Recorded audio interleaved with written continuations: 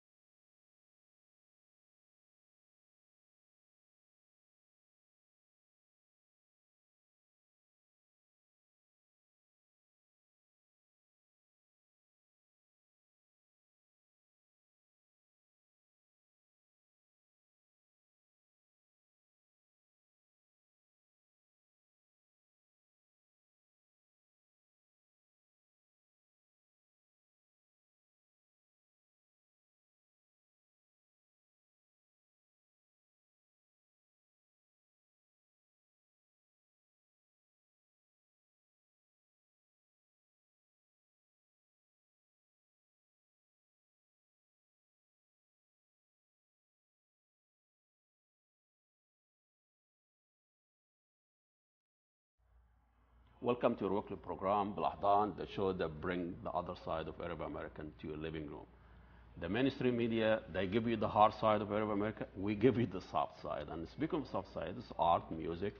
And we were here at the show before us. We have a professor with that Qadi. We talked about Islamic civilization and language, and one of which she was impressed and started interested in Arab language by listening to Nasser's speeches and language and how he transformed Arab language to be a proud and pride of that language and brought it back to life, which is something I did not know. We have here Casandra Shore. She is the founder, she's an executive, she is the artistic director of Jawahir Dance Company. We all know her, she's been doing this for quite some time.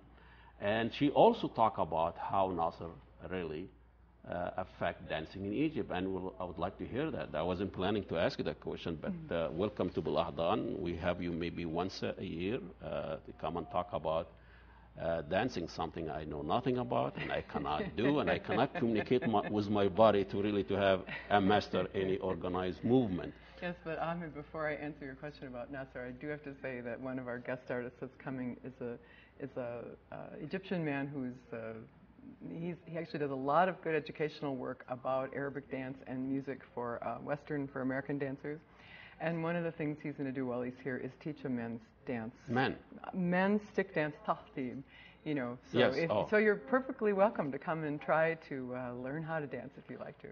If it has a stick in it, I'm in it. Yeah, it has a stick in it, so there you are. That's something I can help. But, what I wanted to say about Nasser actually was that before Nasser, before they deposed, before they threw the Ottomans out, right, before they threw the king out, the dancing that was popular, generally speaking, among the elites and people that would support the arts, was Western-style dancing, so Western ballet, and they had small Western ballet companies, and this is what was popular. And the local dancing was looked down on as being rather primitive and unsophisticated. But Nasser really because he was a nationalist, you know, and he really put the pride of Egypt into people and said, no, we really should start taking our native dance and putting it on the stage. And because of this, Mahmoud Reda and the early founders of the Qawmiya, the Firqa Qawmiya, started to research the local dance styles from the many regions of Egypt and put that on the theater stage. Now, not to say that they didn't mix it with some Western dance, but they tried to take the Western dance that they were mixing it with and tailor it more to the Egyptian taste. So the ballet that they've mixed it with doesn't look like Western ballet. Because Reda himself was a student, isn't he? Reda himself was a ballet dancer with an Argentinian company, I believe. Argentinian? Yeah. In Egypt? No, he was in Egypt, but he traveled, to join the company and traveled around the world with the Argentinian company and then came back and formed his own group. About the same time as and actually his group was private at the beginning. I mean, he just formed his own group and later became part of the Undersecretary of Culture and the Ministry of Culture. It's interesting. when he talked about his life under when he was his company was private, and then when it became national. You know, that's a different. It's a very different, different yeah, thing, and he had to work with that. Right. And he talked about the fact that when he started his company, there wasn't a lot of dancers there, and he used to have men dancing. No, he had. Yeah, when I first met him, I brought him here. I think the second or third time he came to the U.S. In about 1990. I brought him to Minneapolis. He was actually in Minneapolis a couple of times to teach classes and teach workshops and teach the local dancers and talk about his history. And my question to him was, you know, when you first started the company, what did you have? And he said, oh, I had 45 men and 7 women. Because it was unthinkable for women, or, you know, more or less unthinkable. In public, at least. They can dance in private. Oh, of course they can dance in private in the family situation. But in public on the stage was, you know, as a performer, considered a professional performer, it's still not probably the most high-class, you know, profession that you could ask your daughter to go into, but it's better than it was. And is it still now? I know it's 40, 30 years later, and I think in your dancing, you know, people, I don't see a lot of Arab Americans or Arabs actually dancing in public still. There still are not a lot. It's a struggle for me to get my. I do have Arab American students, and quite a lot of them really, and they enjoy dancing, but they're reticent about performing in public. Even today. Yeah, even today, and even though I'm not asking them, you know, I mean, many people are thinking, oh, well, she does this dance, and she's going to be asking them to wear belly dance costumes in public, but that's not true. You know, in folklore styles or things that are derived from traditional costumes. So group dancing. And I'm asking them to dress, you know, relatively modestly in terms of, as it compared to a belly dance sort of costume, what people think of.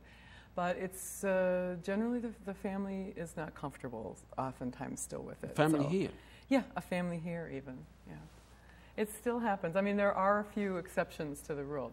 But there's fewer exceptions than there are. It's interesting because I thought the second, third generation, so they do other things. They go on dating and they go out. Well, and the visual arts are one place where I've noticed a really beautiful flowering of Arab American women. The visual arts. If you think about, you know, photography and documentary and painting and that sort of sculpture, I've seen a lot of beautiful and, you know, Arab American, Arab European female artists come to the fore, but not so much in dance and not so much in music, although there still are in music. It's not just here, you know, when you go to Egypt, not just here, you find most of the dancers are Russians. That's true. I think it's a really different environment over there these days as well. I mean, my sense of it when I go back is that things have changed quite a lot from the days of Tahir Carioca and even from Zohar Zaki and some of the golden age of the beautiful, you know, Oriental dancers. Well, when people ask you when the Muslim going to make it a mainstream, I said when there is a hijabi dancer. now we make it to the mainstream. Right. But you know, you talk to us a little bit about my favorite singer here, Abdul Halim Hafiz. Is he your favorite singer? Well, one of them? You know, I think one of the top 4. I think probably, he is like Mubarak. He's been on top of us for 30 years. Abdul Halim was I had no choice. Then I had to deal with this guy. And anybody comes, I have to say, is he like Abdul Halim or not? But later on, you become more aware that there are some other. But of course, he really. Well, it's present our emotional deficiency. Yeah, you know, we were emotionally challenged, and he was the hallmark for us. He was very expressive. Yeah, he was express our feeling as men. Yeah. But how did you pick him up, and what is this? The dark nightingale. Well, because Al-Andalib al-Asmar is the dark night. Yeah, it's always in English if you say it that way. So instead of, I use the English translation for the title of the show. But, well, you know, I mean, I have been listening to Arabic music for a long time, and he's one of my favorite singers, and much of the music that he sings is amazing. And it's like you just said, oh, are you listening to singers, is he like Abdul Halim or not? You know, and if you're listening to somebody singing Abdul Halim, that's what you think, right? Yeah. You think, oh, is this as good as Abdul Halim? Yeah, exactly. The same, I can't listen to anybody